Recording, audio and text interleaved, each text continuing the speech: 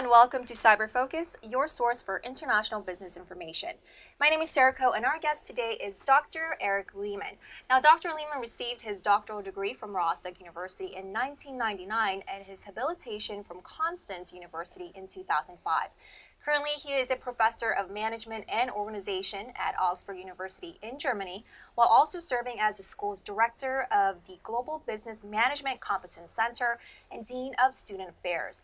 Now, this actually isn't Dr. Lehmann's first visit to IU. He was a visiting scholar at School of Public and Environmental Affairs back in 2002. Dr. Lehmann's research is very expansive, from the links between corporate governance and family and entrepreneurial firms, innovation, public policy, and education, to regional and global financial constraints and competition. So in this session, Dr. Lehmann will share with us the current economic situation in the European Union and how the region's difficult state could affect the world economy in 2016. Dr. Lehmann, thank you so much for joining us today, and welcome back to IU. Thank you for this great invitation. Of course. Appreciate it. So this obviously isn't your first time around here. What brought you back this time? Well, at least two reasons. The first is we have a strong relationship with Indiana University at Augsburg. We have a joint summer school. We have an exchange program for students, academics and researchers. And of course, I finished a program, a project with David Aldrich from SPEAR about the 7 secrets of Germany. And I'm here to present some of the key facts we found. Sure. Well, I want to focus our attention to the European Union right now. So the economic crisis there obviously isn't something new to the international community. Maybe could you give us a quick recap of the current state there and how the Union is doing as a whole? I think that's exactly what you said.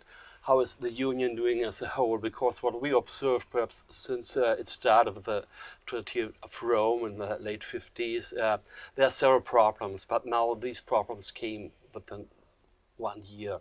Say the intervention of the Russian in the Ukraine crisis, the crisis with the Greece, the Euro crisis, and now the crisis with the refugees.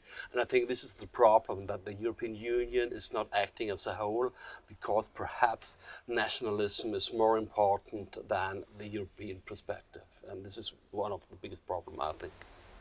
Now, Germany is obviously one of the 6 largest economies in the world, and undoubtedly Germany's robust economy really sustains a lot of the European Union, the economic situation there. 2016 hasn't been the brightest start for Germany either. I think I have the statistics here, 0% in its own industrial growth, production growth, and matching low customer confidence. Now, what do you think would be one of the biggest economic hurdles for Germany this year? Well, I think it's not, the biggest hurdles are not the economic hurdles, because the OECD and the ECB are now estimating that we have a growth rate about 1%. Customer confidential is increasing because we have high real wages now due to the low inflation rates and the oil prices. Yeah. So, but I think it's being that Germany is the one and only engine in Europe driving this forward. And my concerns are less on the economic hurdles, but more on the political things. Mm-hmm. Well, your studies focus a lot on innovation, public policy, as well as education. And, some say it's during the dire times when people are able to come up with some of the most brilliant ideas and resolutions. So you closely, obviously, work with great students at Augsburg University. So what kind of positive trends or effects have you seen during this economic crisis in Europe? What I have seen is the positive orientation of the youth. When I was young, when I was a student, people are born in a city, they are studying in the city, they are working in the city, and perhaps they are dying, of course, in the city. But now we have a high student mobility and mobility of the youth people. And they came back with a really optimistic point of view. And they are what we'll say they are entrepreneurial in their thinking. They are open-minded. They don't need a lifelong contract at a company, and therefore I'm really optimistic about that. They don't think that the state, the government is responsible for everything. They are taking their life in their own hand, and I think this is what I bring back to what we have learned from the US, and it's now arriving in Europe, particularly in Germany. Wonderful. Well, finally wrapping things up, in your opinion, what do you think are some initiatives or tactics the whole worldwide community can do or implement in order to curb this really global economic hard times that we're seeing? Yeah, one thing is we have to live with crisis. Crisis come and crisis go, and this is, I think, since human mankind, we have economic crisis. The other thing is how can we cope with the crisis, with the amplitude of the crisis. And I think what we observe in Europe, and that's the most disappointing point, is the high unemployment of the youth. In most of the European countries, the youth unemployment exceeds 20-25%.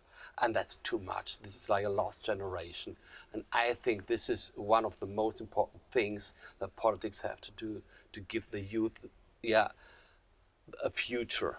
And without the youth, we cannot survive and cope with the problem in the next time. So I want to actually add on to the last question. You mentioned youth unemployment rates. What are some initiatives that the governments could put in place in order to diminish, if not drastically decrease, the high youth unemployment rate that you just talked about? Yeah, one kind of politics could be a higher flexibility of the labor market. About 10 years ago, the former Chancellor Schröder introduced a labor market policy, and this labor market policy cost his political career. But since then, we have a higher flexibility of the labor market so that the youth get a chance to be hired. And in former times, if they are hired, there are no chance to be fired. Now the labor markets are more flexible. The industry, the employers have more trust in their employment. And so what we observe is that they like to hire the young people. And this is what's missing in some other countries.